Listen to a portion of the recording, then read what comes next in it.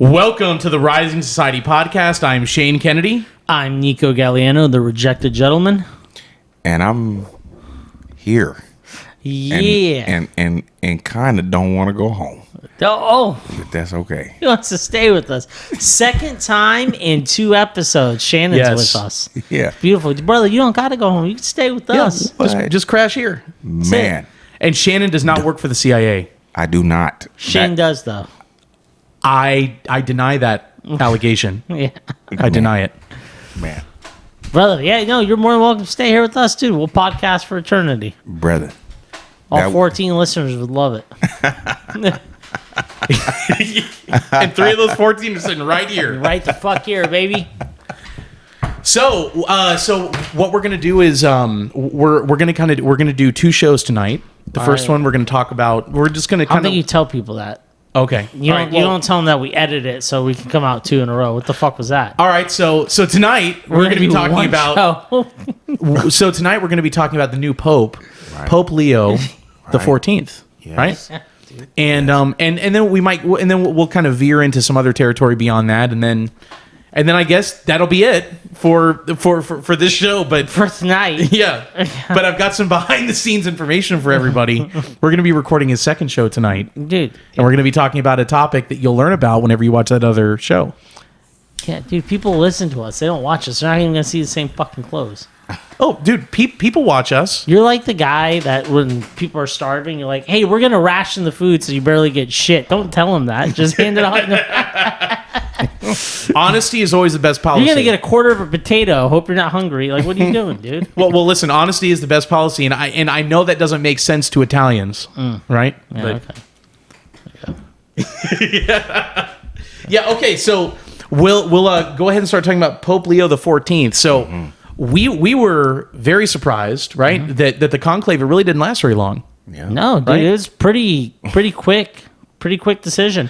So who were you expecting to be the next pope? I honestly thought it would be. I really thought it'd be the Hungarian guy. Erdo? Yes. Yeah. Or I thought possibly, like so many before him, I thought it was going to be the Irish guy. You're talking about Cardinal Dolan? Oh, that's right. We never had an Irish pope. My bad. My bad. I apologize. I thought when you I forgot we never had one. My bad. We haven't had an Irish pope. I was mistaken. No. We've had to have one English pope, though. I thought when you punched it into Google earlier that it came up that it said that there was one Irish pope. First of all, I don't Google shit. Okay. Oh, so you go to is it hotbot.com? Is that what you do? Okay. And second, Oh, Ask Jeeves? We've You never. go to Ask AskJeeves.com? Jeeves. Okay. Dude, you could ask Jeeves. You could ask Google. You could ask Bing. I don't give a fuck who you ask. We've never had an Irish pope because they cannot be trusted with Catholicism. Yes, they can. They're the most loyal Catholics on the entire planet. They do some And the weird greatest- witchcraftery shit. And brother. the greatest Catholics, too. I can tell you this: there's never been an Irish pope at the helm. You know what we have had though? 217 Italian popes. You don't know that. I do know that. Dang. So there's that. Dang. That's first place. What was second place, Shane? At a whopping 16. The French. The French. That's right. Le France. That's right, baby. So Française. so you thought it was going to be Erdo. I really did. I thought it was going to be, all joking aside. Who did you guys think? You guys know who I thought was going to be somebody, but wasn't nobody. I mean, he is somebody. I thought Cardinal Robert Serra Ah, was going to, or Pizza Bala. that's who you wanted, right? I wanted either Robert Serra, and my second, prayer was Pizza Bala. Yeah. And which countries are they from? Robert Serra is from Guinea in West Africa, and Pizza Bala is from Italy, but he is the patriarch of Jerusalem. Yeah. Ah, Yeah. Yeah. which we've had 3 popes from the Holy Land, right? Right. Yeah. Including the first pope, Peter. Peter. St. Peter. Petrus. Petrus. Who'd you think? The one, okay, so the 2 that I was hoping for were actually the ones that Shannon said. Cardinal Serra and Pizza Bala. But the one I was concerned was going to get it was Cardinal Parolin. Okay. It's kind of weird to to try to create like like a liberal to conservative spectrum among Catholics, because I don't really think that spectrum works very well. But somebody who Cardinal Parolin probably would have been more likely to try to get away from traditional Catholicism and try to embrace like secular norms or more secular norms into the church, which I don't think would have been a good thing. The thing that really scared me was the fact that that Cardinal Parolin was kind of cozying up to Rabbi Shmuley, Okay. who was running around the Vatican and politicking and stuff. Man, you went right up in there. Yeah. With that one.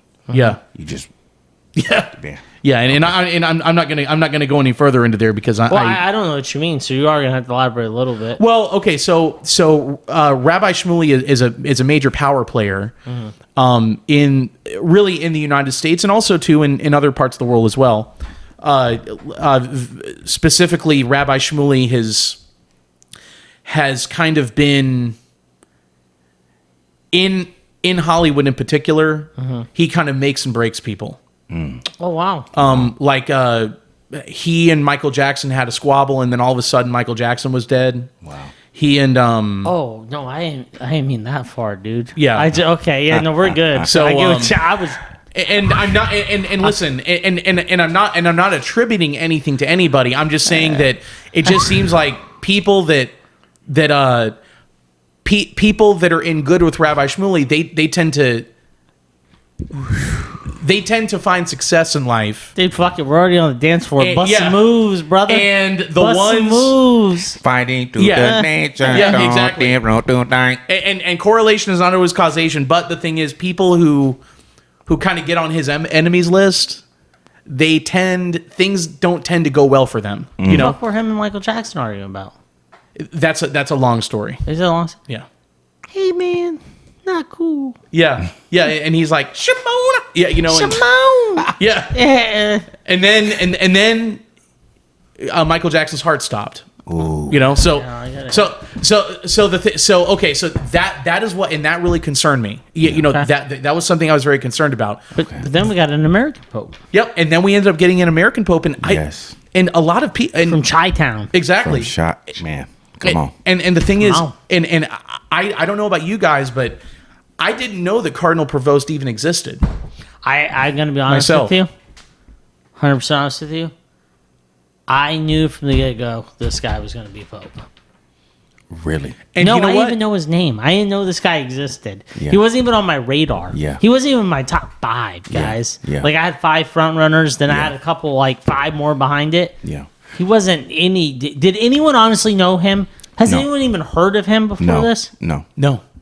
That was wild, huh? Well, he's an Augustinian. Yeah. You know, and Augustinians, I think they tend to be sort of. I don't think anybody really knows that there's an Augustinian order. That, you know, I had heard about them a couple times in the past, but they always seem more like a. So the thing I know about the Augustinians is that you don't necessarily have to be in holy orders to be an Augustinian. Like you can be a layman and part of the Augustinian order. So they have some kind of like you know, it's all about service, you know, and a devotion to like prayer, you know, and contemplation.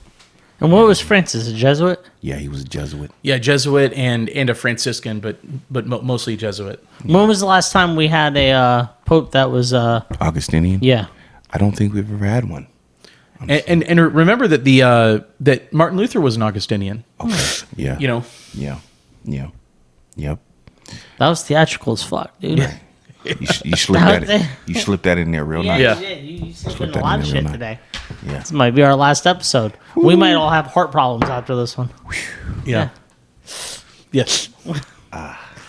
No, so yeah, no, that's very interesting. Didn't know he existed. Yeah. First American Pope. Yeah. And then I should look that up. Well, I'm going to let He's- you guys riff for a minute. I want to see when's the last time we had an Augustinian Pope. Okay. You know, another thing that a lot of people, I think, want to explore is the fact that he has Louisiana Creole heritage. He you know, so That's a thing. So I asked Grok on Twitter. Yeah. I asked Grok this question: does Pope Leo XIV have an African American ancestor? Yeah. And this is what it said. Yeah. Yes, Pope Leo XIV, born Robert Francis Provost, has African American ancestry through his maternal lineage. Genealogists, including Jerry C. Honora, which I don't know who that is. I'm guessing a prominent genealogist, have traced his family roots to the Creole community in New Orleans. To the Creole community in New Orleans, 7th Ward, a historically black and mixed race neighborhood. Yeah. U.S. Census records from the early 1900s identify his maternal grandparents, Joseph Martinez and Louise Basquiat. Bacque. Basquiat. Let me. Yeah. Okay. Yeah. Basquiat. Bacquier. Yeah. As black or mulatto.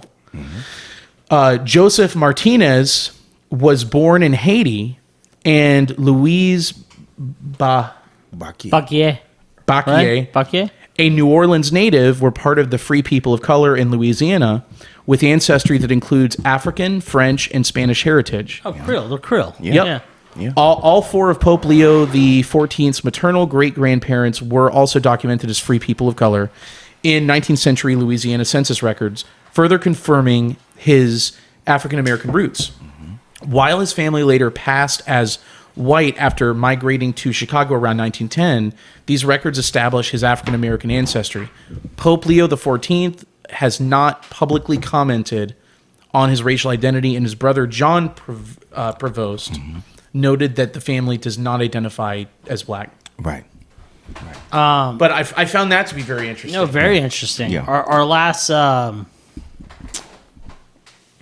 pope was Pope Eugene IV, who reigned from 1431 to 1447, and he was Gabriel Condolemere, and he was a member of the Order of Saint Augustine. Wow. And he was a pope? Mm-hmm. Wow. And that was the last time we had a pope of that order. Wow. What is that? That's Wow. 600 Very years? Almost to the dot, huh? Wow. Is that right? About Yeah, 600 years, 600 almost years. almost to the dot. Wow. Wow. That's this incredible. This is 25. That was 31. Yeah. Almost 600 years. Yeah. That's crazy. In our lifetime, we've had a lot of crazy shit happen. Because if you think Yeah. about it, that was the first time a pope stepped down in 500 years almost? Is that right? Is that about right? Yeah. Yeah. And then it was what, Pope Benedict? Pope Benedict, and then it was 500 years since the last one didn't die in office, right? Wow. That's wild.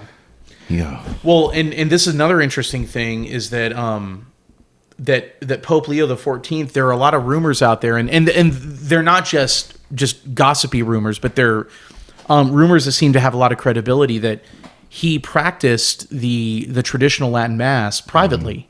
Yes. Daily for a very long time, like during the 90s. This has been floating around that he had a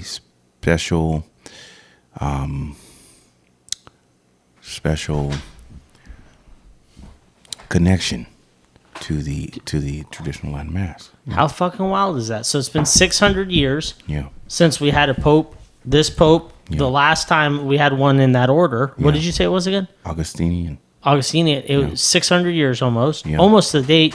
Pope Benedict resigned in 2013, and the last pope to do that stepped down in 1415, almost 600 years. Wow. So both were about 600 years apart. Now, I know we had a pope between it, but that's wild, isn't it? Yeah. Yeah. 600 years. A Yeah. lot of shit's repeating. History must repeat. Wow. It's crazy. You know. I mean, man. That brother, you know. Let's say about every 600 years, huh? But you know, here's the thing, man. Everybody was jumping the gun. You know, right after that brother right after His Holiness was appointed to this office, and so, you know, there's a lot of, I think there's a lot of mixed emotions, a lot of mixed thoughts about who he is and what he's about, because he wasn't on anybody's radar. Yeah. I mean, I don't I don't think anybody thought, first of all, no one who's a Catholic would have thought that an American would have become Pope. Hell no. Yeah. That was not in the radar. And then on top of that, he's from Chicago. Right? I mean, you've got a lot of popes. I mean, sorry. What am I talking about? You've got a lot of cardinals in the United States. Right? You got what, I think there's like 16 or something like that. There's like Supich, Dolan, Yeah. Gregory, and, Yeah. and all them. Yeah. I thought the United States only had. It's like maybe 12. I think it's either 12 or 16. Yeah. Do we have that many? Yeah. I thought we had the second most in the world, and I'm pretty sure I thought it was. No. I thought it was 7. I think either Africa or South America has the second largest grouping. The United States currently has 10 10 cardinals. 10. Okay. Yeah. Yeah. So, that was there's a lot of mixed emotions. Like, I think a lot of Americans are happy that we got an American Pope. Mm-hmm. Like, that's really cool. That's actually, I mean, I think everybody's kind of taken aback by that, but at the same time, they're excited, right? Yeah. Because, like, he's American. He's not like, born in South America or Central America or Canada. Like, he's an American. Yeah. And he has serious roots in this country. Yeah. That does not those are all like interesting things. They're cool things, you know what I mean? But that does not make or break the seat of Peter, right? Like, The United States is second with 17. oh, Okay. okay. But it's 10 cardinal electors. And then Oh, Italy's number okay. 1 with 51. Okay. Okay, so that means that so that means that only 10 of the 17 were So you were correct eligible at first. Yes. With 17, and then Shane was trying to debate Well, you. well, And so- then I was also correct with Yeah. saying second most. Shane tried to debate me. Yeah. So we have both been correct tonight. Yeah. Maybe you'd like to join the fucking club. Yeah. I'm not sure. I if think you're, I said something like between 12 and 16. Yeah. No, I'm You pretty did. sure you said 7. We Okay. could clip it and play Yeah, it back. yeah, clip you said it. 17. Clip it. Okay. Shane said you were wrong. Okay. I said we had the second most. Lip- Shane said he didn't even fucking acknowledge me or look at me. He went dismissively. Very twatty. He said no. You didn't even you went. Not they barely acknowledged. Yeah, just like, mm-mm. And it was in fact. It was. So yeah. Okay. It was, So I was sorry. Yeah. Just had to throw that out there. Well, so all right, now listen. Well, actually, technically, Shane, is we. yeah, okay, we. Yeah. We. So technically 10 of the 17 were eligible to vote in the conclave. Yeah. Okay. Wasn't So my statement. That's I don't give a fuck if it's zero of them. Well, and you see, that's what I was saying is that only 10 of the Cardinals were eligible to vote in the It conclave. would still be second Check the highest. tape. Still be second highest. Nope. Check No the tape. matter how you cut it. Nope. So Check the tape. yeah. So okay, so what do we think is going to end? What do we think the impact of the of His Holiness Pope Leo XIV is going to be? Well, okay. Go ahead. Where's he at bringing Latin Mass back? Where's he at with that? I'm going to imagine that's a big no. Well, actually, okay. Interesting thing is, there is.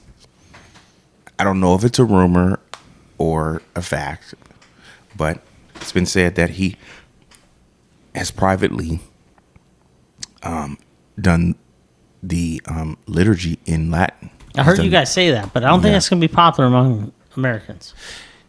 Well, there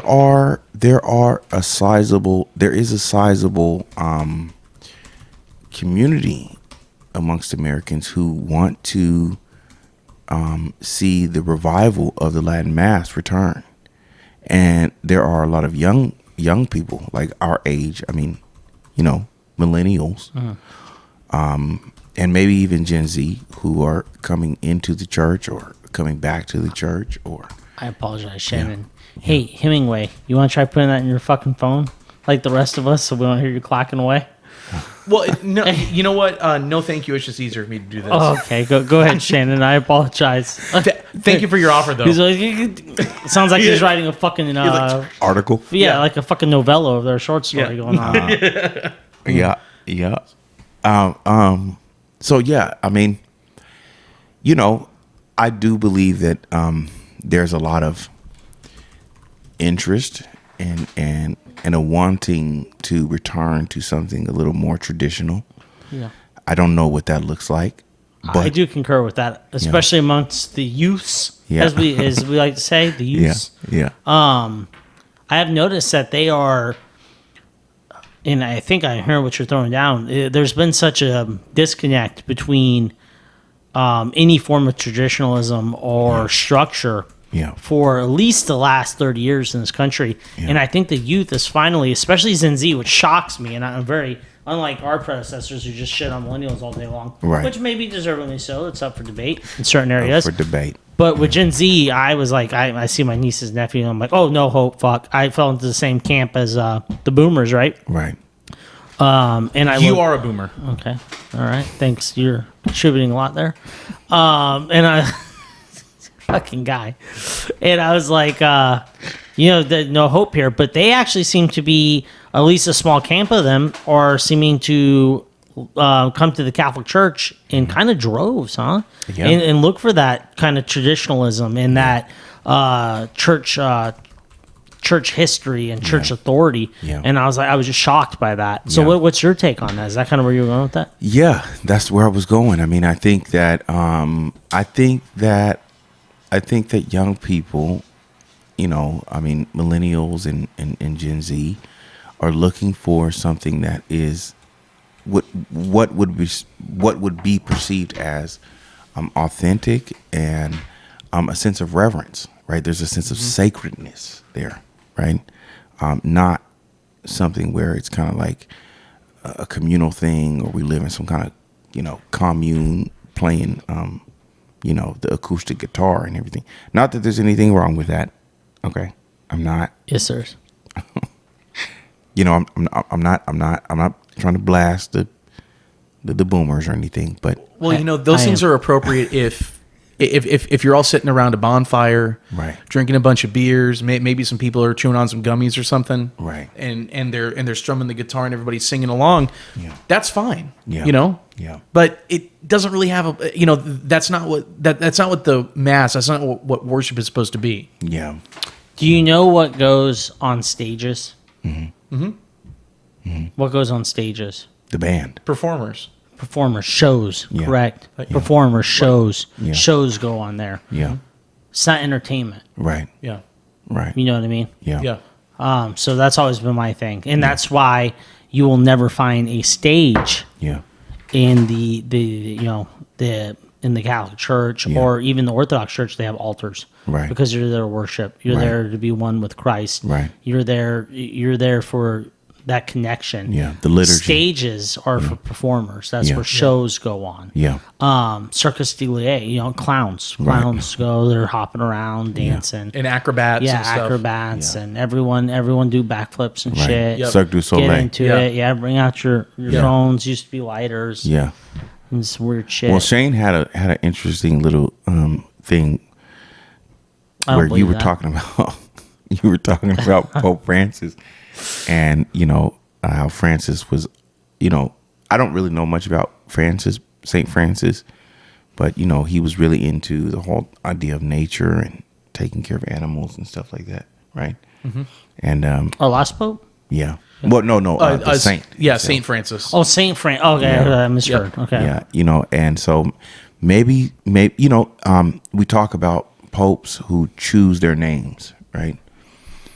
And maybe there is something about like picking a name, and why you choose that name. There's a reason for that, and because you want to be sort of, guided by that type of, that type of thinking, that type of theology, and.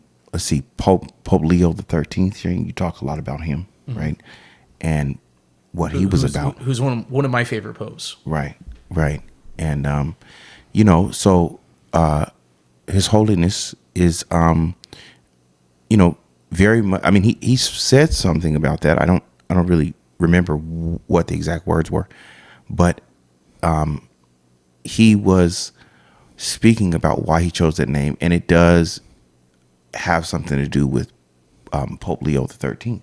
Yeah. He said that that Pope Leo XIII was his inspiration for selecting that name, and he believed that a lot of very interesting pope. He believed that a lot of the things that Pope Leo XIII addressed are things that still need to be addressed. That was the pope today. that fought against like communism, right? Yeah, like back in the late 1800s. Okay. Wasn't he the big one that like told? He set kind of the church perspective on like socialism and communism, and told them. You're absolutely right. In fact, I've got some. He wrote a papal encyclical, or he contributed to writing it. There were other cardinals that were involved, or there were cardinals that were involved in writing it, and he was involved in kind of organizing and putting it together. Kind of like the big picture guy, and that encyclical was called Rerum Novarum. This is the pope that inspired John Paul to write his, right? Right. Yes, yeah. John Paul II. Yeah, John Paul II wrote. I don't remember what his was called, but John Paul II wrote an encyclical that was supposed to be a continuation of Rerum Novarum. And I have not read the one by John Paul II. I have not. I've heard it. I didn't read the first one. The first one's great. Yeah. Yeah. The one written by John Paul II, I've heard from a lot of people that it wasn't. I've heard from a lot of people it was good, but I've heard it wasn't as good as the original. So what I did was I pulled up some quotes from Rerum Novarum that I thought would be interesting to kind of give us a perspective of maybe where Pope Leo XIV's mind is, because if this is where his mind is, I think he's poised to address major issues in the world. So for people who don't know, Rerum Novarum was written, I believe it was written in like 1890 or something like that. I could be wrong by a few years. But Rerum Novarum, basically, it was there to address communism and socialism, capitalism, workers' movements, and what the Catholic Church had to say about those things, property rights, like the quickly developing modern economy, where rather than people being farmers, a large percentage of men were going to work in factories, and there was this whole question of what rights do workers naturally have, what rights do factory owners naturally have, what are the responsibilities to one another, and then it also went back to the household. What are the responsibilities of a father? Or what are the duties and obligations of a father to his home in light of the industrial economy, right? Okay. And what are the duties and responsibilities of the wife and mother in the industrialized economy? Right. So one of the really interesting things about Rerum Novarum is Pope Leo XIII, right? The one that Pope Leo XIV is at least saying that he wants to be kind of in a line of continuity with. Right.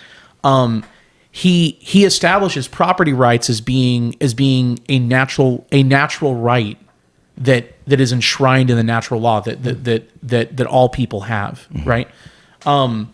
So I guess we can start with the property rights. So from Rerum Novarum, paragraph 7, what Pope Leo XIII says is, the right to possess private property is derived from nature, not from man, and the state has the right to control its use in the interests of the public good, but by no means to absorb it altogether. So what that means, that's an indictment, right, of the socialists and the communists who try to say that the state, that really in the end the state should own everything, right? And then it can lease things or lend things back to you. Now, okay, so now we can talk about what Rerum Novarum says about socialism, right? Again, something very Wait, let's not get off property rights. It sounded like he spoke out of both sides of his mouth. How so? Wait, read it one more time. The right to possess private property is derived from nature, not from man. And the right and the state has the right to control its use in the interests of the public good, but by no means to absorb it altogether. Okay. I misheard. So it sounds like he's I misheard. Yeah. He's I was about to say, So because everything I read about this guy I loved, and then I thought I misheard, and I was about to say, oh, I was wrong about this guy. Yeah. I apologize. So I guess a crude example of this would be that what Pope Leo XIII is saying here is that if you own a home or if you own land, you have that's yours. right. Yes. Nobody can take it from you. Right. But your government, whether which your government might look different, in different places. You might be looking at a city council, or you might be looking at a state government. They do have the right, however, to tell you that you can't put a brothel there. Right. Right. I thought when you read it the first time and I misheard, and this is where I was about to kind of step back and reevaluate this guy. I thought he was perpetuating eminent domain. Okay, yeah. So what he would say, at least according to Rerum Novarum, eminent domain would be viewed as being like evil and sinful. Okay, yeah. I misunderstood. I thought he was saying, yeah, you do have all the rights because they're bestowed upon you from nature, not man's law. But at the same time, if it's for the public good, the government could take it from you. And I was like, whoa, what the fuck are we doing here? Right. Misheard. Okay, yeah, we can move to the next point because I think we're all in agreement with him on this, correct? 100%. Okay, Now, so on socialism, and again, there's a lot more that so Rerum Novarum, it addresses a lot, right? yeah. So- I've read. I only ever read the bullet points on this. Okay. So this is a statement from paragraph 4 of Rerum Novarum where it addresses socialism. So to remedy these wrongs, the socialists, working on the poor man's envy of the rich, are striving to do away with private property and contend that individual possessions should become the common property of all, to be administered by the state or by municipal bodies. Their contentions are so clearly powerless to here I'll start that over. Their contentions are so clearly powerless to end the controversy that were they carried into effect, the working man himself would be among the first to suffer. So an example of this would be saying that in the name of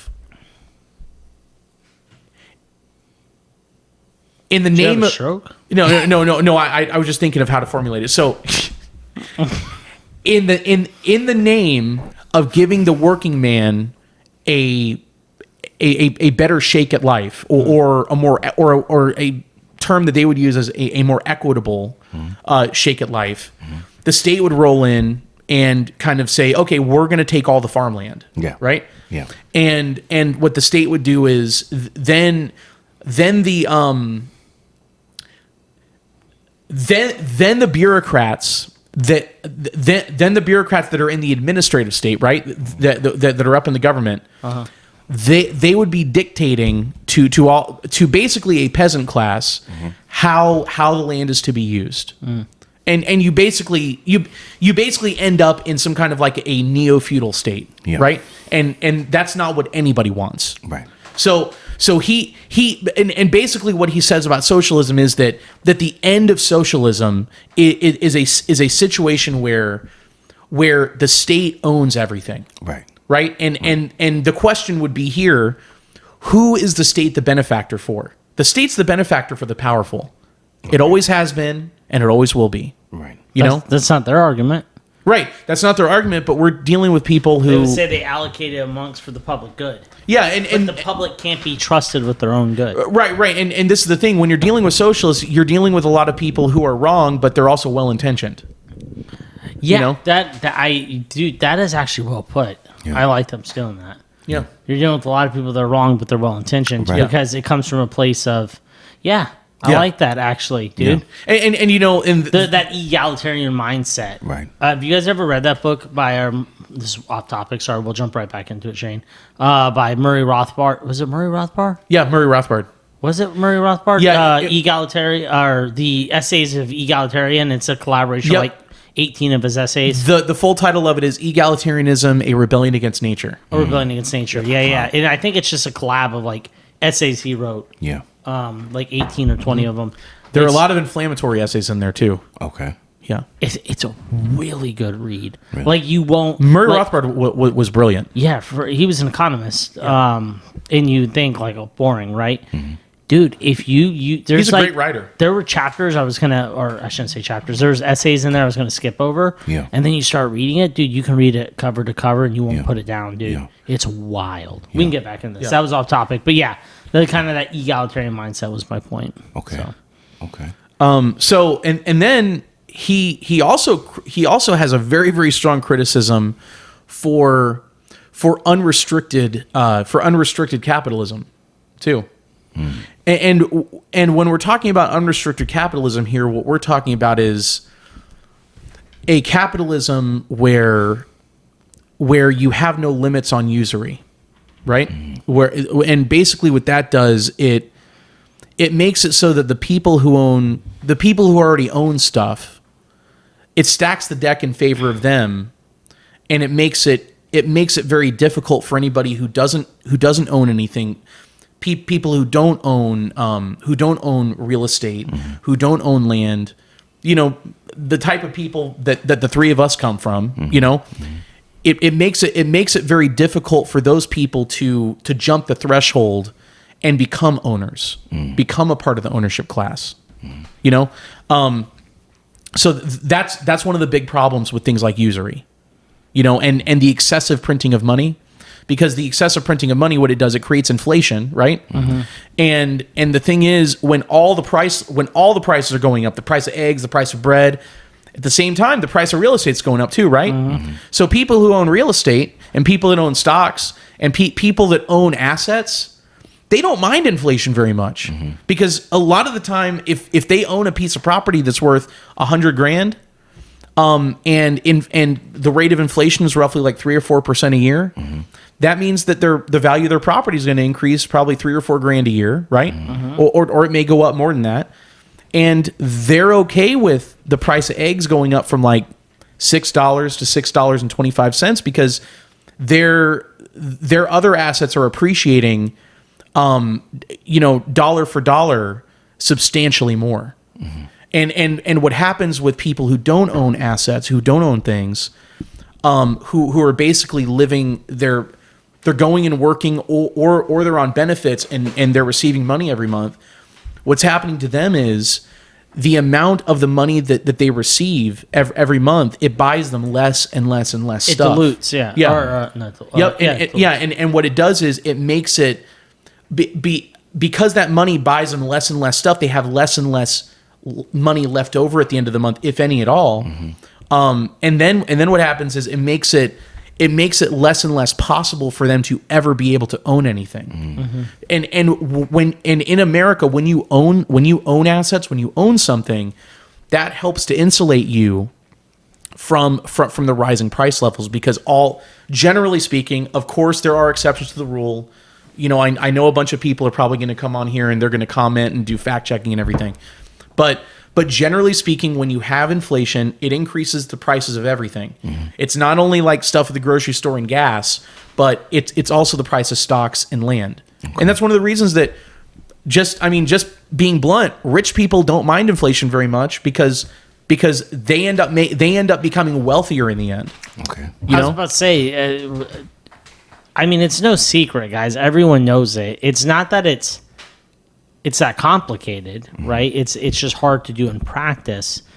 Like you said, I would say that people that are more financially well-to-do, they actually don't like it when the economy's good. When the economy's good, they're stacking cash.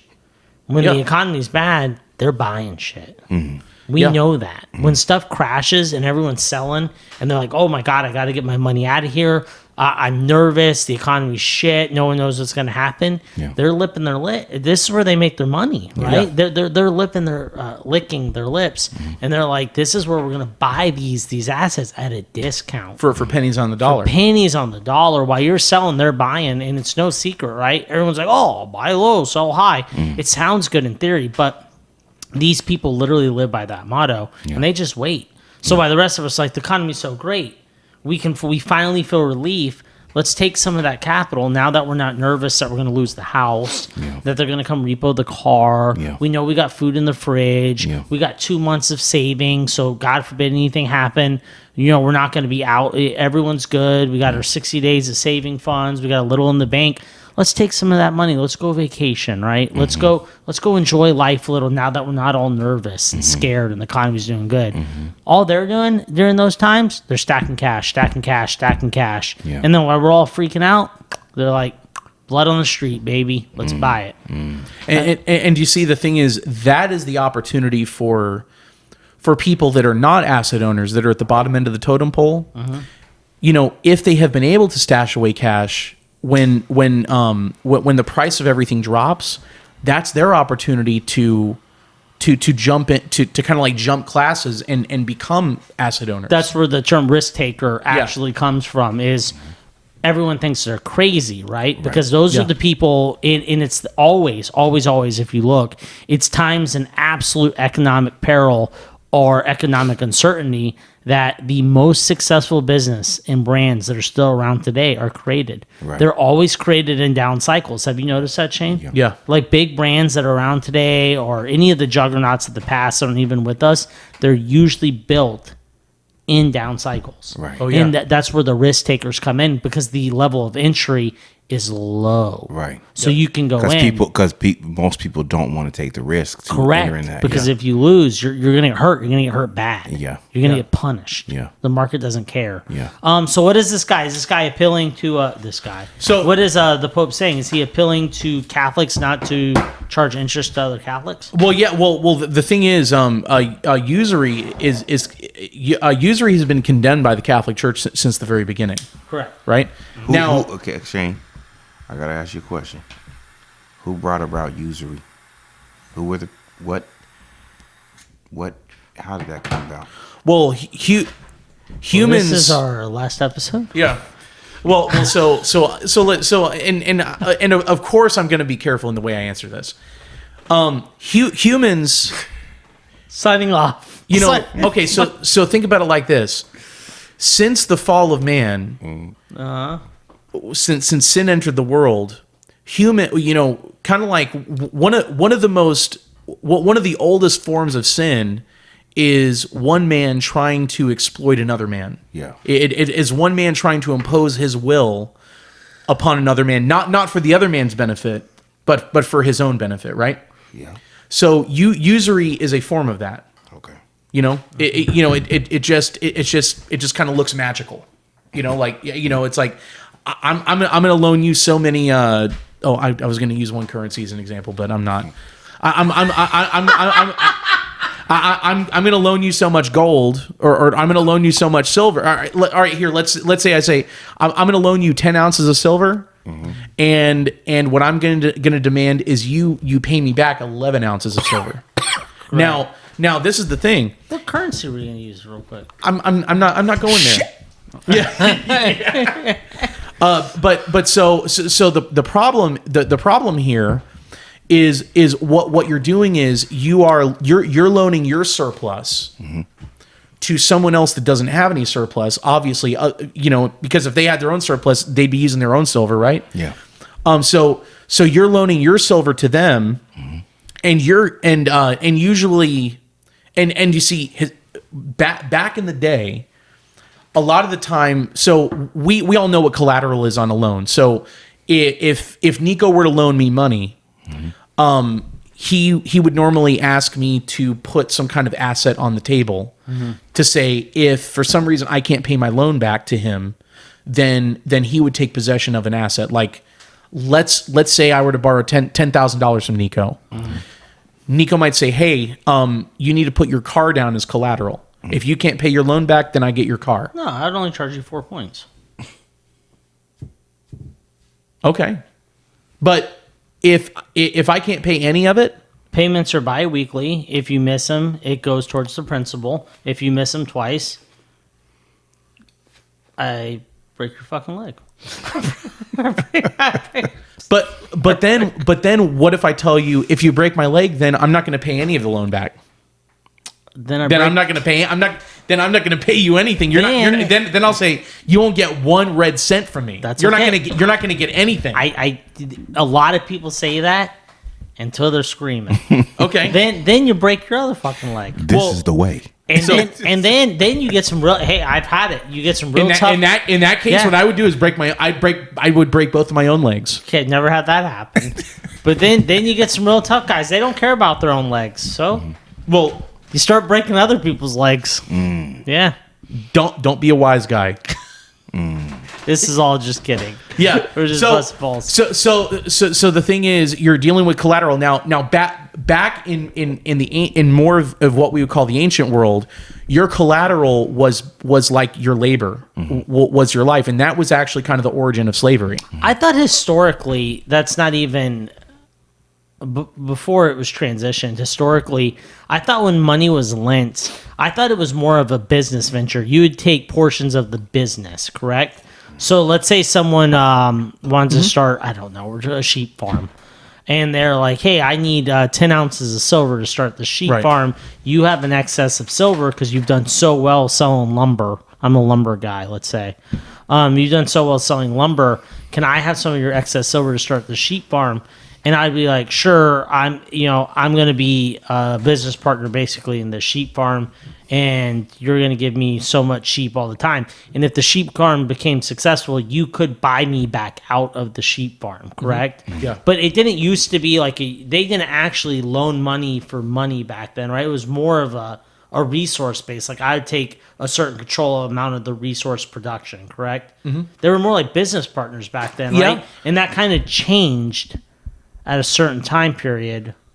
Well, and so one thing you got to think about is Or they didn't do that. there used to always be a difference in banking, and I know this is going to sound really, really boring, really boring, but there has always been a difference in banking between what's called deposit banking and investment banking. Deposit banking is the type of bank that your paycheck gets direct deposited into. Correct. Yeah. That's the bank that your debit card is connected to and all that kind of stuff.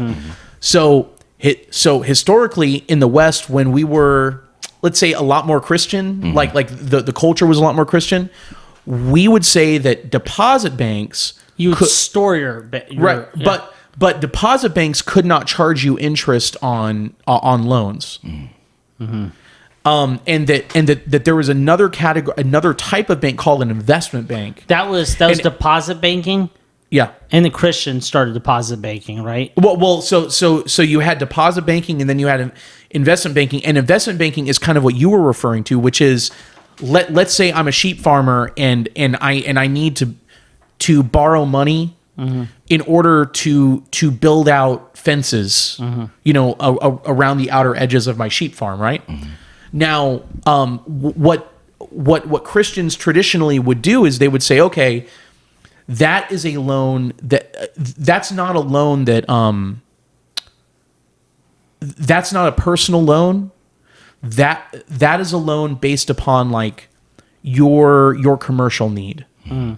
So that might be structured where there would be interest payments, or there would be a structure where there would be some kind of a swap in ownership. Okay. But the interest payments would almost be viewed almost like a rent.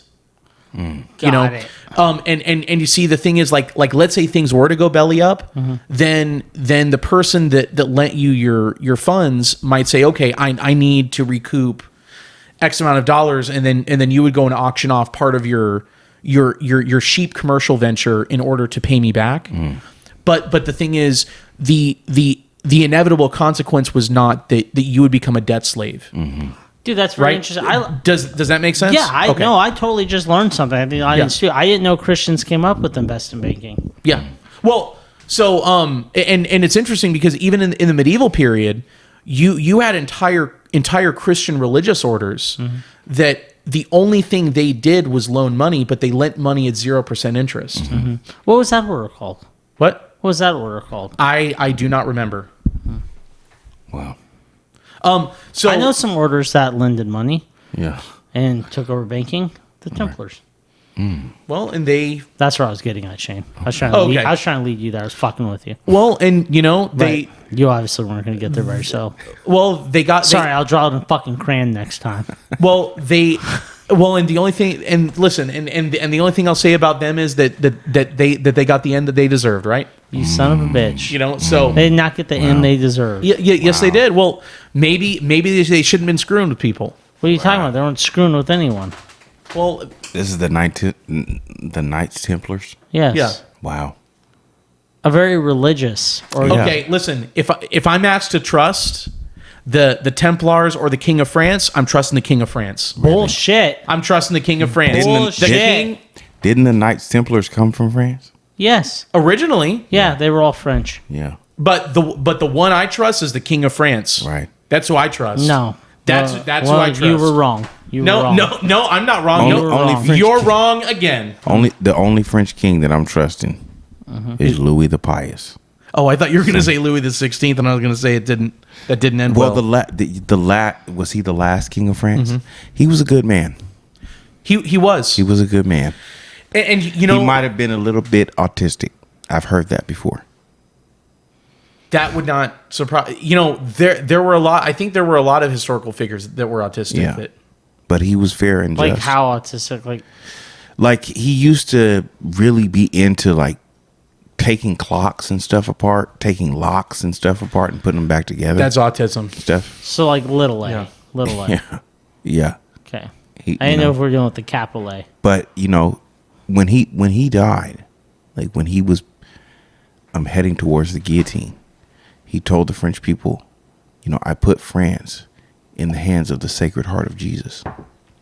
Well, and hadn't the French monarchs were supposed to consecrate France, Yeah. to the Sacred Heart of Jesus for yeah. like a few hundred years, That was him. and they didn't, That was him. and he was the final one that finally did it, right? He was the one to initiate that.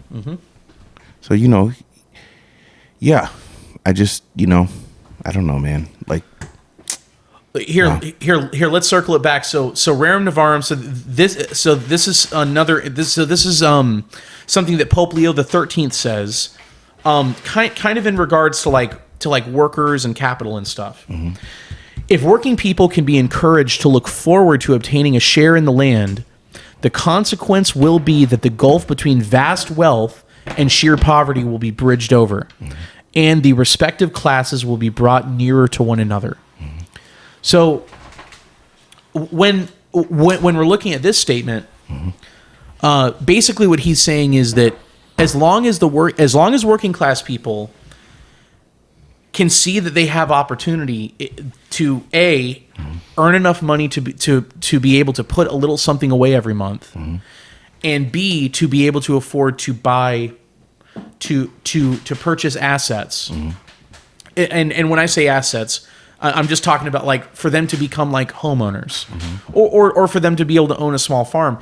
Just as long as those workers understand that there is some kind of like I guess for lack of a better word, like that there's a social contract in place that like an unspoken social contract that almost says, look, if you do your time, working at this factory, then let's say after after 10 years of working, you should be able to have enough money put away that you can afford to become a landowner. That there's an opportunity for social mobility in there. And remember something, that at this time you had Marx, whose writings were flying across Europe, being read all over, and Marx had written things like Das Kapital and obviously the Communist Manifesto, which is something that we all know. Nico knows that book very well. He hates that book just as much as the rest of us do. But you've read that book. You've read that book a few times. So this was very much in response to Das Kapital and a lot of the writings of Marx and Engels, saying that what worker, there has to be there has to be give and take. It's almost like a big economic, social, and cultural dance that's happening between the working class and the ownership class that the workers have to understand. As long as I, do A, B, and C, then I have the opportunity to not be at the top end of the totem pole, not even be at the middle end of the totem pole, just to where I'm able to eventually land on the totem pole. Right. My favorite Cuban after you was actually a big believer in this, Ybor. Oh, yes. In my favorite industry, cigars, he actually did it different. When the workers came to work at his factory, he actually bought them houses first, and then they just paid him. He would take a small portion of their paychecks. Wow. Okay. So they became landowners instantly. Wow. And they obviously, because instead of, like you were saying, Ybor was a Catholic, I think, too. Was he? yeah, he was a Catholic. Yeah. Yep. God he's bless Ybor. he's Cuban, and he would sell to Cubans. Yeah. He would sell to Germans. He Yeah. would sell to Even to Italians. Italians. Italians. Yeah. What do you mean, even to Italians? Well, I said what I meant.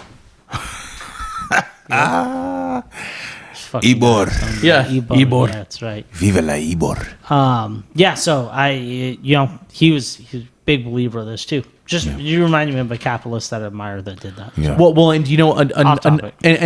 Like Ford. yeah, I was just yeah. Another great one is Henry Ford. It's Not this, a Catholic. Yeah, not a Catholic, but Henry Ford, I believe. I think Ford was a devout Lutheran. Was he? But Ford was very much an ally of the workers. In saying that his workers had to earn enough money to be able to afford to purchase the cars that they were making. Yes. And Lutherans are kind of like those younger cousins that you don't want to see at Christmas, but then you have to see them but anyway. you have to see them anyways. And then when you get there, you're like, it wasn't that bad. I think I had a good time. You know what I mean? But every fucking year, you're like, oh shit! But then it's not that bad once you're there. Yeah. You were great. You're fucking dreading it. You're dreading it. You're not looking forward to seeing them, and then when you see them, you're like, oh, you know what? Yeah. They're okay. Yeah. No, not that big. That was a lot of enthusiasm. Okay. Like you didn't have fun. It just wasn't a bad time. So you made it sound like it was a great fucking time. So you go, so you go there and you're like, I'm not completely miserable. Yeah, you're like, oh shit, he's here, and then you talk, and you're like, oh no, you know what? It wasn't that bad. Hopefully he's not here next year though. That's kind of, it's kind of what a Lutheran is to me. That's a trip. Yeah, man. He said, hey, you worked up a whole bunch of shit in your mind. Yeah, and then It the wasn't that Orthodox bad. is like that cousin. You're like, fuck yeah, he's going to be there that Right, year. right. And then you get together and you're always like, fuck, he's not as cool as I remember. Right. But Uncle is not as cool. Yeah. You're like, I look forward to seeing him. And then you talk and you're like, fuck, dude, the legend's bigger than the man. You're like, he's not as cool as I remember. You built up a romantic line. Yeah. That's our Orthodox brother. So that's Yes. the difference as you go down the line. And then you have all the other ones where you're like, it's just the friend that's not even family that was invited. They got like, who the bipolar. fuck invited this guy? Got bipolar disorder. Got the schizophrenia going on. Yeah. Well, and then Pope Leo XIII in paragraph 20 said on workers' rights, to defraud anyone of wages that are his due is a great crime which cries to the avenging anger of heaven. Oh, dude, this guy's just spitting. Yeah. I almost said fire, but that's a bad example. He's spitting gold. Yeah. So basically meaning that that owners or like business owners, factory owners, that they have a responsibility to pay their workers what they are due, to pay their workers well. Yeah. And that's obviously going to look differently in different businesses and different industries and different situations. Like obviously a worker who is a person brand new to the job is going to be less efficient. They're going to be less productive than someone who's been at that job for like 15 years. Unless they aren't. Yeah. Now, Unless there's something. Yeah. Unless they come up in there with hella skills and like, I know what I'm doing. yeah. Exactly. Or the guy that's been there 15 years still doesn't know what he's doing. Right. Yeah. Oh, were you pointing at your reflection in the door? No, I was not. Yeah. I wasn't. Oh, Now, doing that. Have mercy. Yeah. Jesus. So that's interesting. And then I've got one more thing I want to mention. This is going to be kind of the spicy thing. Okay. That Pope Leo XIII. Well, I like said. spice. Can I get Yeah. another cigar before he put up the spicy thing? Yeah, I'm about to grab 2 cigars here in a Bam. minute. There Yeah. we go. Well, so I think we're on the home stretch. We can wrap this portion. Yeah, up. that's what I'm saying. Okay. Let's finish this Yeah. episode, Okay. and Okay. then next week Yeah. we'll have that cigar. Yeah. Gang, gang. Next week. But Since Shane already fucked that up. Theo Vaughn. Gang, gang. yeah, Dude, you're gang, like gang. you're like a magician, dude. You're like I have this hat. I'm gonna pull a rabbit at it, but just so you guys know, there's a fake fucking bottom in it. I'm gonna move that. That's where the rabbit's at. But here for my next trick. Well, what the fuck are you doing, dude? That's the way Penn and Teller do it. Ooh, who did? Do you hate Penn and Teller? I don't fucking like them Why not? because they remind me of you. They ruin shit. They're libertarians. You know, actually, I believe one of them you could learn a lot from. I don't think he fucking talks. Well, listen, no. Okay. That's the one that reminds me of the way you should be. Okay, here we go. So then Pope My Leo fucking joke. You can't take my own joke. That was the whole point of my joke. just did. Do you see why I don't want to go home? Dude, Yeah. he's like a fucking communist. We're not sharing jokes here. You can't take my shit. The only thing I did was I took it and I made it my own and I made it better. Yeah, well, I'm gonna charge you fucking interest on my joke. Charge you. Well, listen. Compound. Yeah. Well, listen. Because I'm a Catholic, I don't recognize your authority to do that. Oh.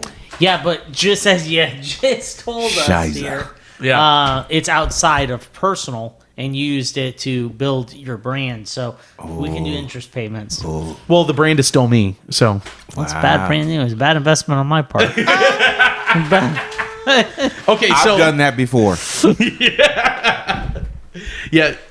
Well, and you know, but between the three of us, I at one point or another, I think we've all watched Nico make bad investments. Fuck. You know? I have made some horrible investments. But you also made some good ones too. It's true. Well, no. You know what? In case there are any IRS people that are listening, I've only made bad investments. we've all only made bad I've investments. never Horrible, actually terrible I investments. never made a penny off Exactly. an investment. Ter- Well, you I know what? suck. I'll tell you this. Y'all think y'all made bad investments. I made bad investments on something that, all straight men love.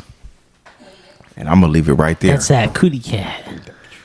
Cootie cat. You said it, I didn't. Yeah, I'm allowed to say that, right? That's YouTube friendly. And for Nico, Nico, it was a Beanie Babies. Beanie Babies. Yeah, the Beanie Babies. It's that Beanie Babies, bro. Yeah, that, what? That Cabbage Patch Kids. that damn pink pig Beanie Baby. Yeah. And the little cow one. You remember that Mine one? was Beanie Babies. Yours was Cootie Yep. Cat. Shane's was that. Mine was- Long Dong. Hey, listen. Mine was Pogs. Fuck. Fucking Pogs. Yeah. You remember I forgot those? about Pogs. Pogs and Slammers. You remember those? No. Dude, No. you remember when everyone thought, we called a Pokemon shitty investment? You were fucking wrong. Yeah, exactly. Shit's through the roof. Yeah. You dude. should have got that platinum card, Yeah. Jay. That platinum one. What? Still Yeah. wish you had those Charizards, don't you, brother? Now, which card game was the Blue Eyes White Dragon? That Yu-Gi-Oh. was Yu-Gi-Oh. That still has a little bit of investment value. Okay. Just for the crowd, I invest in cardboard with pictures on them all the time. Right. Okay. Yeah, I And none of this is investment advice. fuck. None of this is investment advice at all. I'm not saying. I'm not. We I are said not before- giving you investment advice. What I said. Don't take it seriously. I mean, don't take it to heart. We all made that kind of bad investment. You know what I'm Yes. saying? If you No, we never made Shane's investment, brother. Okay. Yeah, So- that might be an exception. yeah, thank you. So this will be an interesting final thing for us to address. The Pope Leo XIII said, and then we can wrap it up about the new Pope. Okay. Yeah. So Pope Leo XIII, he even had something to say about women's rights. Okay. So Pope Leo XIII said this: women are not suited for certain occupations. A woman is by nature fitted for homework, and it is that which is best adapted at once to preserve her modesty and to promote the good bringing up of children and the well-being of the family. So, do you agree with that statement, or do you disagree with that statement, Nico? No, 100%. I think. I'm sorry, I'm off the mic. I think I said this in the last one that we just did. I said Catholics and Orthodox for sure, and probably other Christian sects, they believe the closest way, probably just Catholic and Orthodox, the closest way that you can get on Earth to getting close outside on like something you can do personally is for a man, it's the sweat on your brow, right? Providing. Right. That's Bible. Yeah. Providing resources and security for what's charged, you're in charge of, or what's charged to you, which should be your wife, your family, any kind of family that needs help. And then outside of that, your community, even on a certain level, right? It's the sweat off your brow. And for a woman, it would be bringing life into the world, right? There's not something greater that a woman can do. You're literally bringing life into the world. So childbearing for women, sweat on your brow for men. So I agree with that statement. I think that's been held by the Catholic Church forever. Since the beginning? Yeah, and I know the Orthodox for sure. So that I would say even Protestants, on some level, they've been in there. They're in there with that. I know they're real big on, like, they get weird when you start talking about stuff like that. Some of the different, they get a little shaky. The non-denominational sometimes, like they get a little weird, but I feel like they're the closest to, like, no, you got to do that too. But then there's like some, I'm not going to name them. And they're they just get like, a little scared. Good works don't mean shit. And you're like, what? And they're like, it don't count for shit, brother. You're just doing it to do it, brother. You should do it, so do it, but it don't mean shit. And you're like, oh, okay. You're like, so I don't have to I can just believe and I don't have to do. And they're like, that's it, brother. Just believe it. It's all symbolic. That's something right there, brother. That's something right there. Just hand gestures and jingles. So Shannon, what they jingling though? It's like a fucking infomercial. What they jingling? What they jingling, bro? What are you jingling? That's right. Huh? Dude, I do. I feel like, and I'm just going to say this, and I know it's going to feel bad, and then I'm going to let you wrap it up. Dude, I feel like sometimes, I'm not going to get specific. Dude, I feel like they're all just up there, just kind of like, it's like a big masturbation orgy for them. They're all just like getting together and they're all just jacking each other off, dude. Hey, my God, bro, they're out the chain. They're not there to glorify God. They're there, and they say they are, and on some level they might kind of think it, but then they get like caught up in their hubris. And they're there, and they're all just like, oh my God, dude, it just drives me crazy. They're like, brother. Well, you know, brother, I think, can I lay hands on you and pray with you? Dude, I have an idea. How about you take 2 giant fucking steps away from me? Right? Turn around and just go do whatever the fuck you're doing over there with that guitar guy and the other guy. And they're it's just, I don't like and the tambourine guy. Ooh, don't get the What fucking tambourine guy? Dude, it's not 1428. No, he's right. I'm telling you, bro. Fucking tambourine guy. They all got electric guitars and shit now, and drums. They have a tambourine guy too. And they got the dudes with the goddamn snakes. Dude, I'm telling you, as soon as I walk it, dude, I was gonna name that group. I was gonna name that group. That's the group I'm talking about. Come on. But there's another group I'm not gonna name. Yeah, you know what I'm talking about. Starts with a B, brother. But there's another group, dude. As soon as I walk in, because I'm telling you, I have lots of friends and things. And it's so sensitive. Everyone gets so sensitive, but I think we're just talking in a bunch of languages, but they ain't talking. We love you. Yeah, we love you, brothers. They're not talking in Latin though. Bro, as soon as I walk in and I see a coffee bar, I just turn around and walk the fuck out. That's the first sign. Do you at least grab a cup of coffee, or do you just? No, dude, I don't want none of that coffee. Okay. I bet that's probably not even dark roast, brother. It's probably light as shit. I'd go up there and get an espresso. I bet you do. And then leave. Dude, that's not even espresso. They leave you. Brown sugar water. They leave you with heartburn and gastritis. That's right, dude. You know what I'm saying? Acid reflux. You know what I'm saying? You got to leave that alone, brother. We need an espresso. And just for the record, we were talking about Pentecostals, right? I was right there with you. Okay, I was right there there it with is. you. I already knew the holy rollers. The holy rollers. Fuck, dude. Now, Speaking in glossolalia. Yeah, Look it up, bro. It's a word. now, you know, the thing I'd love to see is in addition to like snake handlers, I'd love to see alligator handlers. Dang. Dude, like, that's a First Baptist Florida church Yeah, right man, there, bro. that would be incredible. Just to see alligator handlers, you know. I want to know what the movers and shakers are doing, Shane. We talked about this, bro. There's only 2 of them left, bro. There's only 2 of them left. Have you ever heard of the movers and shakers? No, what the fuck? All right, tell them. Okay, Nico, bro. This group, this denomination Is was it a created. Christian Yeah. denomination called Movers and Shakers? Movers and shakers, bro. Oh, this doesn't sound real. They came out of England, and guess what? Check this out. Check this out. Quakers? Nope. No, different. Nope. Movers and Shakers. Yep. That's Hey, when I went to that Pentecostal church, that's what they were doing, brother. For all my Ethiopian brothers and sisters, Mukazawas and Muazawas. Oh shit, dude, we don't cast spells here. That's I'm hard. That's I'm hard for. That's I'm hard for moving and the shaking. Dude, Look, that sounded like parcel tongue. What was that? That sounded like Slytherin. Spell, dude. Yeah, Slytherin. Hey, this group, bro, came out of England, and guess what? What's that? What's going on? They were started by a woman. Oh, yep. There you go. It was started by a woman, and she told them brothers and sisters, "Don't have no more kids. Oh, You join this group, we don't have babies.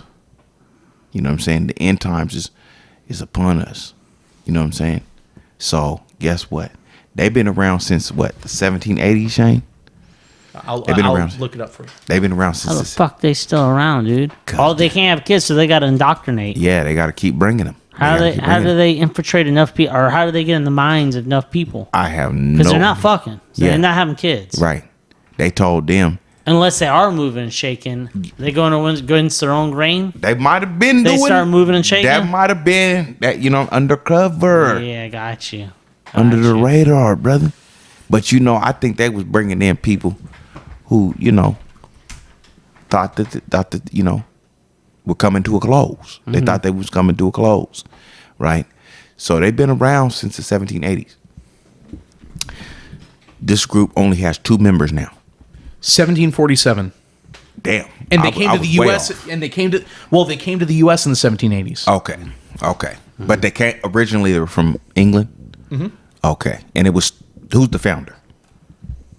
Founder Ann Lee. Bam. Yep. I read. I don't need to say nothing else. Nope. That was it. That name did it. I don't need to say nothing else. They have a website. No. Do they? With the 2 members on there? Yeah. What? Here. How many movers and shakers are in the world, brother? 2, bro. 17? I think there's one left. I think the other second one to died? last one Yeah, died. Yeah, bro. they should have fucked. Right. They should have fucked.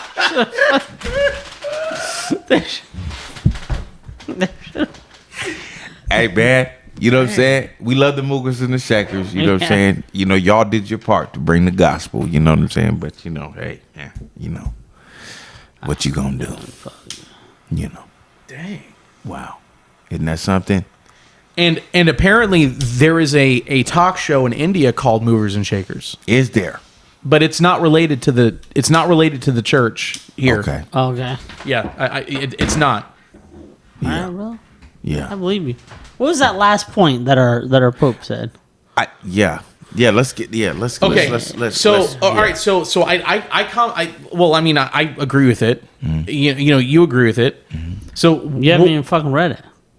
No, I did. No, it was the statement about women. Okay. Women are not suited for certain occupations. A woman is by nature fitted for homework, and it is I comment on this. that which is best adapted at once to preserve her modesty and to promote the good bringing up of children and the well-being of the family. Okay. Did you guys see in the Catholic Church, speaking on this, that women are starting to wear the veils again. headdress. the veils? Thank Yeah. you. Okay. Yeah. Yeah, they're starting to wear the veils again. Yep. Young women. I see it in my church. Young women. Yep. Yep. I was see like, it I too. saw it shit. at your church. Yeah, Say, oh, you went to St. Joe's? Yeah. yeah. Nice, yeah. Beautiful church, man. is. Y'all church. got the alabaster with the. That's an know what I'm old saying? church, Man, bro. like, The church what? has been there since the. That's the first that's the mother church of Polk County. Wow. The church's been there since. Like it was like the late 1800s. I I was think. going to say like Wow. the 1880s, right? Wow. Yeah, because Abraham Munn founded Lakeland. I think it was in the 1870s. Wow. So that church probably, I'm guessing, 1880s, 1890s. Yeah, Yeah. it's an old church, beautiful Wow. church. It is beautiful, man. And Abraham Munn, the founder of Lakeland, was a Unitarian. Okay. Wow. Yeah. Okay. Okay.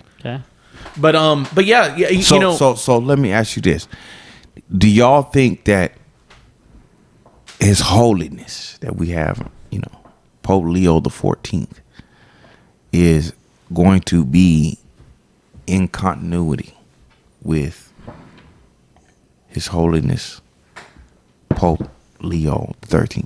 Do you think there's going to be I think that's why he picked the name, right? He's a Yeah. big fan. that's Yeah. my hope. And if he's not secretly, if he's privately doing everything in Latin, like, Yeah. you know what I mean? Yeah. I think this guy might be more traditional Catholic, which could be very good for the Catholic Church over the Yeah. next 20 years. Yeah. Because this guy's young, right? Was he 68? 69? 69? So Yeah. young for a pope, Yeah. right? Yeah. Well, relatively speaking, young. Yeah. What was our last pope when he took office? 70? Yeah, 70 something, Yeah. and Pope Francis lived to be what, like did he live to be 90 or I think he was in his 80s, 88. Okay. 89. late And- 80s? And he took office in 2013?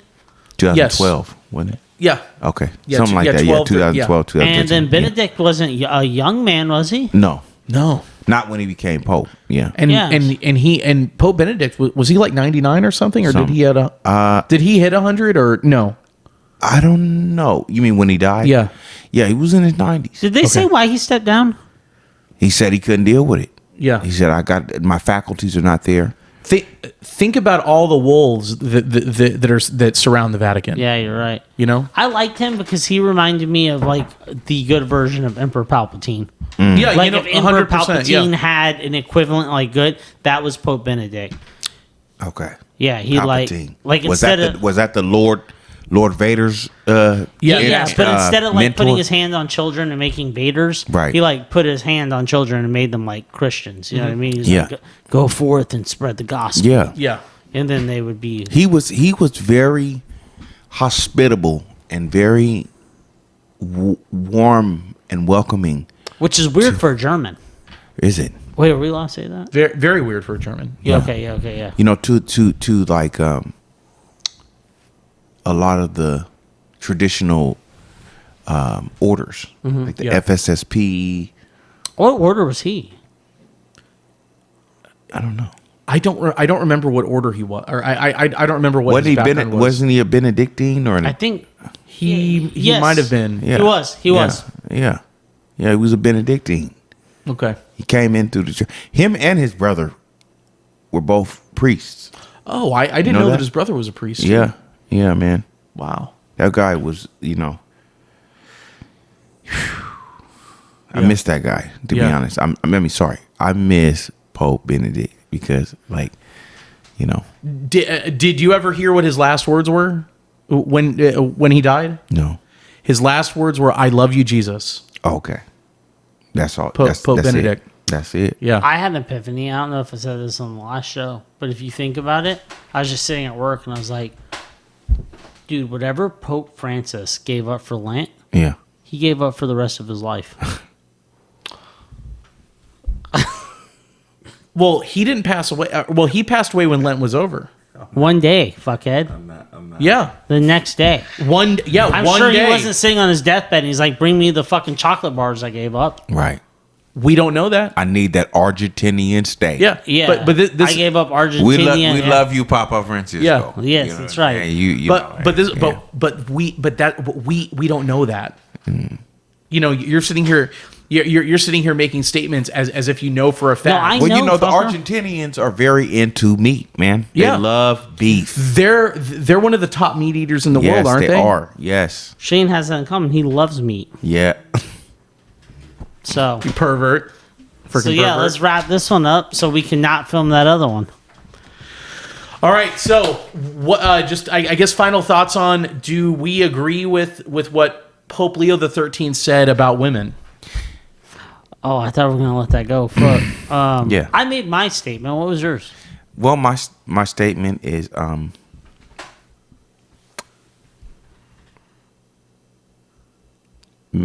man, if you were to ask me this, like on a personal, yes, I would agree. Okay, Yeah, but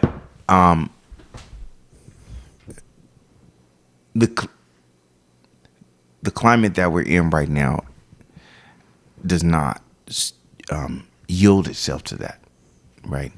Because women are not going to. You could be probably the most traditionalist woman in the world. I know there's a lot of women who want to be housewives and stuff like that, but that is a slither of a slither. I think I think most women, even if they believe that to be true, there's so much pressure for them not to believe that it's not going to. They have the whole woman population tell them not to do that. Yeah. Yeah, it's very minute. Yeah. And I know you told me your stance on this. You actually put it as a metaphor. what was my metaphor? Yesterday when we were talking, you said woman A is kind of like a leader, a boss, very independent, Right. very self-driven. Yeah. And then woman B is kind of more of a team player, not as decisive, but likes teamwork and all this stuff. You're like, which one would be better for like the operations of a company? Right. And I was like, I don't really know. You're like, doesn't matter. Either one of them will fuck it up because they're a woman. Well, and I was like, oh my God, Shane. Well, I didn't even see you. I didn't even see you yesterday. Dude, I was like, Shane, I don't know if you could say that. Well, dude. at the same time, like there's no incentive in our society for women to do that. There's no incentive. The thing I'll say is this: is that Pope Leo XIII saying that women are not suited for certain occupations. A woman is by nature fitted for homework, and it is that which is best adapted at once to preserve her modesty and to promote the good bringing up of children and well-being in the family. But there's no incentive to do that, bro. But you see, this is the thing is. You have all these women that are being told to go out and be boss babes. Yeah. You have all these women that are being told to go out and work their asses off. Yeah. And guess what's happened? They're all stressed out. Yeah. They all have mental illness. Yeah. They're all taking all these like SSRIs. And they're all like they're bipolar. They got to take all these medicines and stuff. Yeah. To override their body trying to tell them Right. that you're not cut out for this. Right. Okay, but What you're cut out for is to be at home all the time. Yeah. And to make that home a beautiful place. Yeah. To have hobbies. Yeah. To have children. Yeah. And to be beautiful. maybe we should say they should know? be the ones doing podcasts. Right? That's a hobby. Who, women? Yeah. Who the fuck would listen? Other women. Yeah. Oh, good point. Yeah. You know what I'm saying? You know what I'm saying? They should be the one. They should be the ones doing podcasts. Well, It's why true. do you think it's so funny? It's true. But you see, you got, man, like, men prop them up too. Yeah. Like men, they incentivize that boss baby stuff. I mean, boss female stuff. Yeah. You know what I'm saying? And It's I okay, think- boss babe, man. I mean, that's what they go. They go around and say, "Hey, I'm a boss babe, and I've got an OF account and all that." But look, That's what they're told to do. I don't think His Holiness Pope Leo XIV. That may come down the line. He may start talking like that, but right now, he ain't gonna say nothing like that. He's not, dude. Because that's like, if you start talking like that, you gonna, Yeah, you might heart have problems. Yeah, bro. You gonna have, you know what I'm saying? But somebody in there in the Vatican is gonna get upset. Well, though we need we need someone like if he's supposed to be Papa, you know? Yeah. No, he is Papa. I think he says Big Papa. Okay, yeah, Big Papa. sorry. So we need Papa to be Papa. Yeah. You know, and what we need him to do is he needs to go out and he needs to tell his flock, the female members of his flock, it's beneath you to be a hoe. Okay. Oh, You know, Okay, you know okay. that's he. You know they need to lay down. They need to lay down the line. Chicago. Yeah, He can say that. Yeah, he can and- say Can shit he like say that? Yeah, he can can he say just that. slap? Can he just? Yeah, He can You know walk what I'm right saying? out. You know, He- right right onto his balcony, dude. You know what I'm Pop saying? his little collar. Yeah, right? yeah, yeah, yeah, yeah. You know Fix what I'm his saying? little Fix hat. that hat. You Fix know what that I'm saying? big Got- ass hat. Yeah, and be yeah, like, yeah. Can we, It's beneath you, brother? to be a hoe. Yep, Come on. Yeah. Do you know how many men would come into the church if he said that Yeah. just ambiguously, Yeah. And the bro? the young women that are veiling and stuff, you know that they would love hearing that, because that would be an affirmation of their boldness and courage to following the example of the Blessed Mother. Come on, You know? come on, come on. But right. you know, hey man, get that deep dish pizza out, brother, and put the words on it. Mm-hmm. You know what I'm saying? And Put the word down, man. And you know what they could Please. do on that pepperoni pizza? What they could do is they could write in pepperoni. They could say, "Don't be a hoe." You know, Well, I wasn't gonna say that, but I was gonna say something Yeah. like, you know, stop wearing them. you're wigs. not the one saying that. Me and Nico are the ones saying that. Okay. My thing is stop wearing them wigs. Especially Nico. Stop All wearing, right, dude. stop wearing them wigs. Stop wearing them big ass eyelashes. Yeah. Okay. Look like a bug. You know what I'm saying? Yeah. A bug. Stop wearing them long ass, fake ass fingernails. Looking like Freddy Krueger. You know what I'm saying? Yeah. Everybody knows it's fake. Men, look, I told you this 2 days ago. Men only entertain that stuff because, The kitty cat. okay, you know what I'm saying? Oh, That's it. kitty poon. What do we The call it? cootie cat. Cootie cat. That's it, brother. Cootie cat. The I'm still cootie learning. I'm cat. still learning my talk. We only entertain that stuff for y'all. That's right. We don't care nothing about that. That thing gonna come off anyways. Yeah. And I don't mean to be talking about this in the same conversation that I'm talking about His Holiness, but But you know it's this. facts. But you know this is but this is the thing, man. We have to deal with the reality that's around The us. reality. You know, and the thing, and also too, another thing is Paul talks about that women, that modesty is very important, and that makeup is something that's not good. You know, I don't and- mind a little makeup. Right, I don't but- mind a little blush. Yeah, A little rude. yeah, a little but rude, you know. but Leaves me confused. yeah, Yeah, that's right. But I think what the problem is that you have a lot of women that they'll say that they're putting on makeup for men. Yeah. But what they're actually doing is they're putting on makeup for the other Well, women. they will say that too. Yeah, We're not doing it for men. We're doing it for ourselves. but Okay. but the thing is they'll only say that if you call them out on it. Yeah. You know, Yeah. because until you call them out on it, 'Cause they they'll don't be want saying, you- they- "Oh, I'm slapping all this stuff, all this Yeah. clown makeup on here, Yeah. so I can, Yeah. so I can, I'm doing it for men." But Yeah. but I don't mind a little makeup.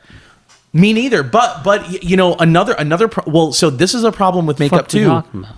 So but listen, another problem with makeup is that it ends up causing them skin problems on their face. Okay. And it makes it so that they have to slather on more and more and more as they get older. So you're coming You know? coming at this from a place of worrying about skincare. Right. Well, not Dude, just these that. aren't fucking circus clowns. Yeah. We're just My- talking a little yeah. bit of makeup. Yeah, my What are my you- thing what is are is they like, doing you here? know, look, I want women to do the makeup like they do with the French women, how they do the makeup.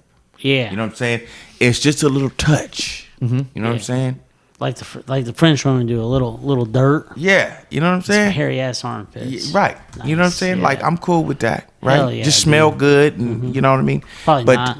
The French. But yeah, no, I hear what you. you know, I mean, when you looking like a circus clown. Yeah. No, I'm with you. I mean, come on, man. That's Too much makeup, big turn off. Yeah. And I'm with Shane on that. Yeah. I don't give a fuck about their skincare. Yeah. But I do Right. agree it leads to nothing but problems. But a little bit of makeup, what are we talking about? Who Well, cares? Well, the thing is that men, we play into that too. But we this is- we fake and lie to them because we just, you know, whatever is gonna get me to the thing.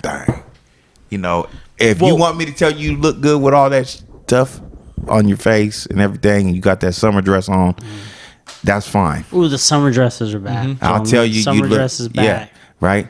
So I'll You see a lot of those in Florida. do you? You probably don't see a lot of those in Seattle. Only in the summertime. Only see in the year summertime. round. Which that's like 2 weeks, isn't it? Only 2 weeks. Yeah, the But- summertime up there is like 2 weeks. But they be wearing them sweatsuits. They be wearing them tight sweatsuits. Dude, every time I see a girl skiing, I'm just like, I can't wait to take that 30 minutes worth of layers off. You know what I'm saying? that plunge into the Yeah. snow. Yeah, oh, you dirty dog. It's warm in there. Yeah, I like it. Well, guys, I think What? that All was right. fucking wild way to end talking about His Holiness. But Yes, it was. We love you, Papa. And I want to. Yes, Papa. You know, I'm very hopeful. I think this brother is not. Sorry. I think His Holiness. You know, give him the benefit of the doubt. Yep, that's right. His Holiness, this brother, His Holiness. I love it, dude. All right, yeah, let's wrap up here, and then I'll see you guys next week. Next week, yeah. Next week, and we will go Gang, gang. again. Yep. You guys all want to wear the same shit next week? Let's I do got it. you. Let's I do got it. you. Yeah, I let's got do you. that. And listen, make sure that your hair stays the same. Make sure your hair, and I'm gonna make sure that mine stays the same. There's no and, fucking way you're getting it to look just like that because that shit looks crazy well, as fuck. Exactly, but you know what though? You look like alfalfa all grown up. You look like. and wear the same amount of makeup too. Okay. All right. Yeah. Oh, sick burn, man. Yeah. All right. Love you guys. See you right, next peace. week. Want me to hit this?